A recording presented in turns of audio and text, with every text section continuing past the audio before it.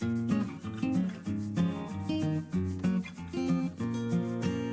started with a whisper. Clara Brooks, a young librarian at the historic Boston Library, was closing up for the night when she heard it. A faint, almost imperceptible voice floated through the cavernous reading room. The sound was delicate, like the rustling of leaves, yet unmistakable.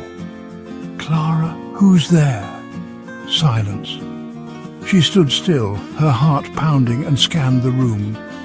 Shadows stretched across the hardwood floors, thrown by the dim light of antique chandeliers. The rows of bookshelves seemed to stretch endlessly, each aisle a potential hiding spot. But there was no one there. Clara's colleagues often joked about the library being haunted. It was one of Boston's oldest buildings, filled with artifacts, rare books, and a history that stretched back centuries.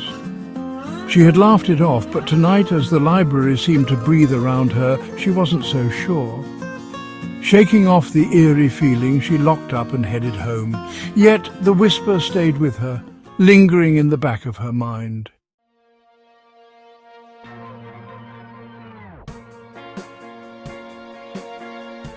The next morning, Clara arrived at the library early. She had a full day ahead, cataloguing new acquisitions and preparing for a local author's book signing event. Yet the previous night's experience nagged at her. Was it her imagination? Or had she truly heard something? As she worked, she found herself drawn to the older sections of the library, particularly the archives. These were the areas where visitors rarely ventured, filled with dusty manuscripts and forgotten relics. While rearranging a shelf, Clara's hand brushed against a small leather-bound book tucked behind a row of larger tomes. The book was a diary, its cover cracked with age. Curious, Clara flipped it open. The handwriting was elegant, the ink slightly faded but still legible. The first entry read, June 12th, 1923. Today I accepted the position at the library. It feels like a new chapter in my life, one filled with promise. Yet there is something about this place that unnerves me. Clara's interest was piqued. She skimmed through the pages, quickly realizing the diary belonged to a woman named Eleanor Gable, a librarian who had worked here nearly a century ago. As she read, a chill ran down her spine. Eleanor's entries grew increasingly erratic, filled with references to whispers, shadows, and a sense of being watched. The final entry was abrupt. October 17th, 1923. I can't stay here any longer. They don't believe me, but I know what I saw. The rest of the page was smudged, as though someone had spilled ink across it.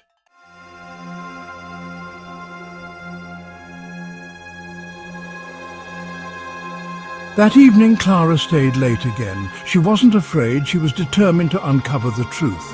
With Eleanor's diary in hand, she retraced the older librarian's steps, exploring the parts of the library mentioned in the entries, the reading room, the archives, the basement.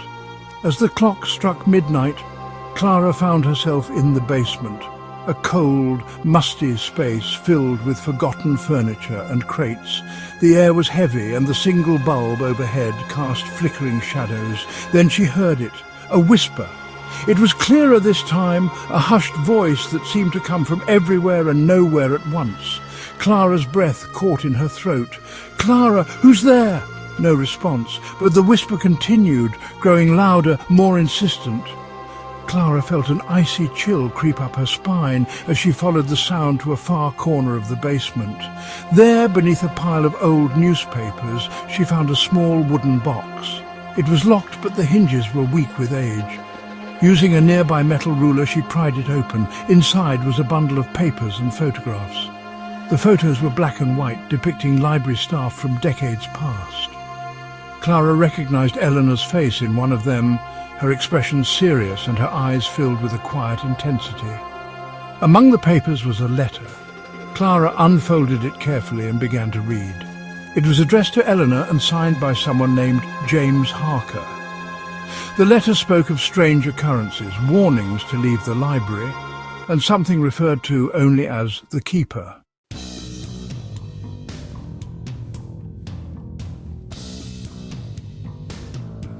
Over the next few days, Clara's obsession with the diary and the letter grew. She spent every free moment researching Eleanor Gable, James Harker, and the history of the library. What she discovered only deepened the mystery. The Boston Library had been built in the late 1800s on the site of an old church. The church, in turn, had been constructed atop an even older structure, a meeting house for a secretive society known as the Order of the Eternal Flame. Rumours swirled about the group's practices, including sacrifices and rituals meant to bind spirits to the earthly plane. Clara couldn't help but wonder if the whispers and shadows were remnants of those dark rituals. Was the keeper a spirit bound to the library, guarding its secrets? One night, as she pored over her findings in the reading room, the whisper returned. This time it was accompanied by a faint rustling, as if someone was turning the pages of a nearby book. Clara's heart raced as she scanned the room, her eyes darting from one shadow to the next.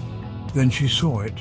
A figure stood at the far end of the room, barely visible in the dim light. It was tall and gaunt, its features obscured. Clara froze, her breath catching in her throat. The figure raised a hand and pointed at her. Clara bolted, the diary clutched tightly in her hands.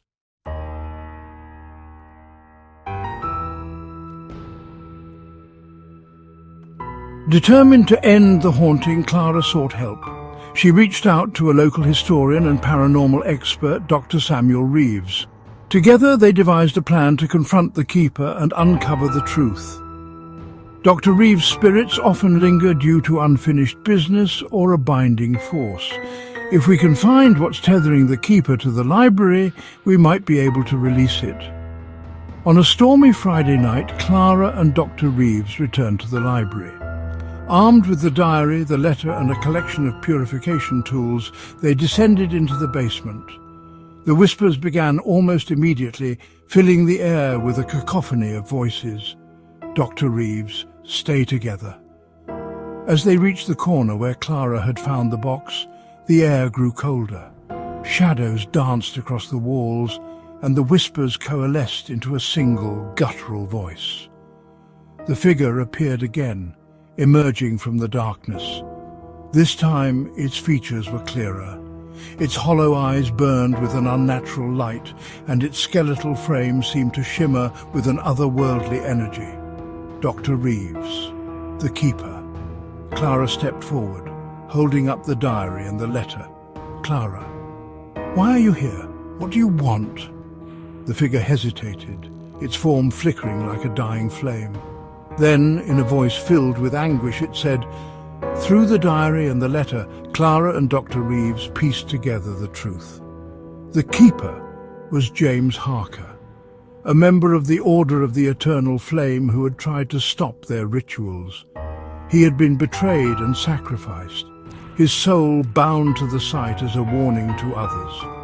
Using a combination of chants and the purification tools, they performed a ritual to break the binding. The figure let out a final mournful wail before dissolving into nothingness.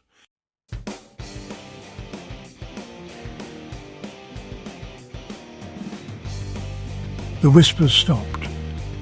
The shadows no longer moved of their own accord. The library returned to its serene, quiet state, and Clara finally felt at peace. Eleanor's diary and the letter were donated to the Boston Historical Society, ensuring that the story of the keeper would not be forgotten. As for Clara, she continued her work at the library, now more connected than ever to its history. Yet, late at night, when the library was at its quietest, she sometimes thought she heard the faintest whisper, a reminder perhaps that some stories never truly end.